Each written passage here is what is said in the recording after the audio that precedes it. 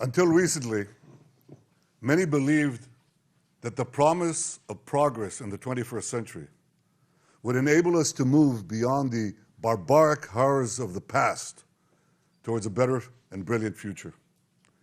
Many believed that we could go about our comfortable lives and that evil will simply pass us by. It will not.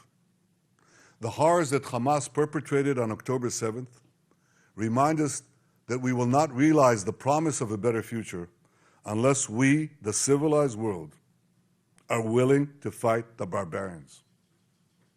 Because the barbarians are willing to fight us. And their goal is clear. Shatter that promising future. Destroy all that we cherish. And usher in a world of fear and darkness.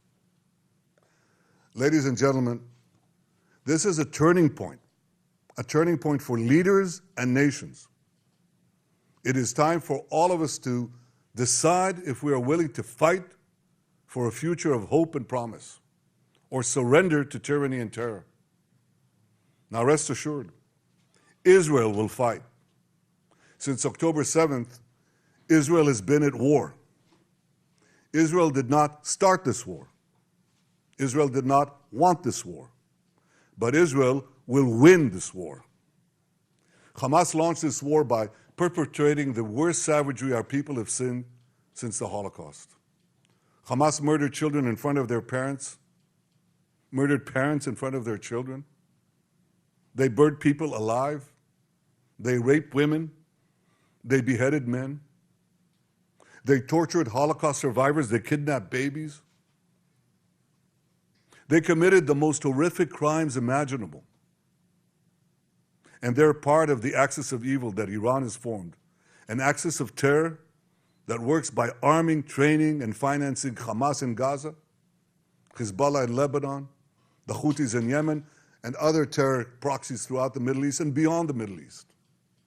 In fighting Hamas and the Iranian axis of terror, Israel is fighting the enemies of civilization itself. Victory over these enemies begins with moral clarity. It begins with knowing the difference between good and evil, between right and wrong. It means making a moral distinction between the deliberate murder of the innocent and the unintentional casualties that accompany every legitimate war, even the most just war. It means holding Hamas responsible for the double war crime it commits every day by deliberately targeting Israeli civilians while deliberately using Palestinian civilians as human shields.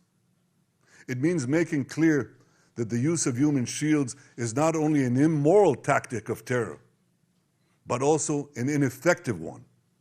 Because as long as Hamas's use of Palestinian human shields result in the international community blaming Israel, Hamas will continue to use it as a tool of terror, and so will others.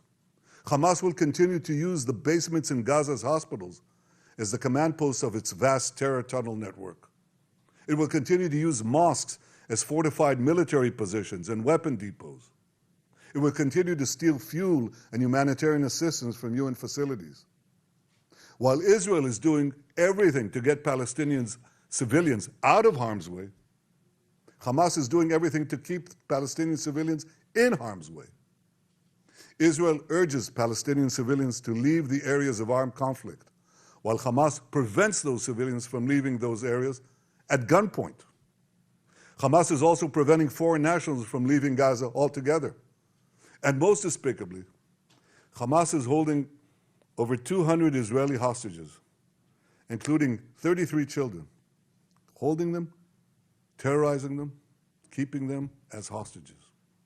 Every civilized nation should stand with Israel in demanding that these hostages be freed immediately and freed unconditionally.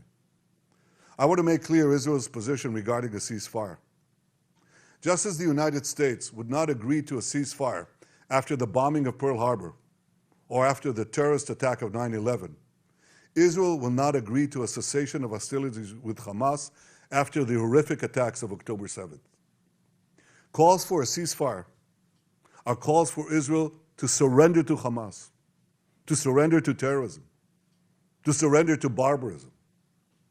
That will not happen.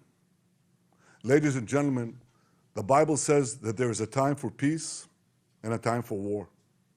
This is a time for a war for our common future. Today we draw a line between the forces of civilization and the forces of barbarism. It is a time for everyone to decide where they stand. Israel will stand against the forces of barbarism until victory. I hope and pray that civilized nations everywhere will back this fight, because Israel's fight is your fight. Because if Hamas and Iran's axis of evil win, you will be their next target. That's why Israel's victory will be your victory. But make no mistake, regardless of who stands with Israel, Israel will fight until this battle is won, and Israel will prevail.